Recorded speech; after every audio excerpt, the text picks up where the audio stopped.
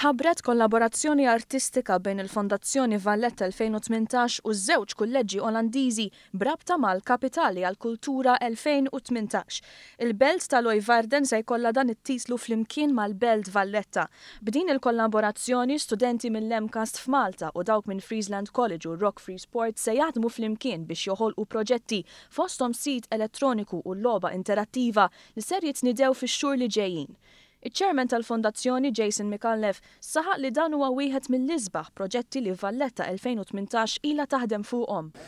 Dalwaqt inħabbru illi nippreżentaw il-frotta dil-ħidma li website interessanti ħafna u call game, ġifieri digital game illi ħadmu flimkien dawn iż-żewġ settijiet ta' studenti. Is-sit elettroniku ser ikun qed jaqgħad liż-żewġ pajjiżi billi jesebixxu u jiddokumentaw proġetti mill-oqsma kollha tal-istudju dwar it-triq lejn is-sena 2018.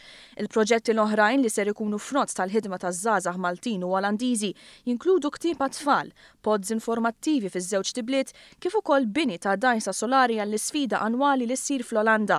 Dawn huma koll opportunitajiet uniċi għall-istudenti li ser ikollhom iċ-ċans juru l-kapaċitajiet tagħhom fuq skala Ewropea. Personalment nemmen li l-ikbar suċċess li sta jkollha Valletta 2018 huma l-opportunitajiet illi ma kinux jeżistu li ħolqithom il-Valletta 2018 mhux biss sal-2018 imma lilin. L-2018 hija sena kruċjali ferm maż-żewġ pajjiżi minħabba l-opportunità li tħalli legat kulturali sinjur li jħajjar iżjed nies jibdew karriera fil-qasam li sa issa forsi ma kienx ta' kalibru kbir. L-infrastruttura kollha li nkunu ħloqna hija sew dik kapitali, ġifieri il-bini, imma wkoll infrastruttura kulturali l-oħra b'mod speċjali lejn fejn sejr il-pajjiż dik li għandu x'jaqsam mal-ekonomija tal-kreattività, il-creative economy, dawn se jkunu opportunitajiet kbar biex aktar nies jaqbdu l-karrieri tagħhom f'dawn il-linji.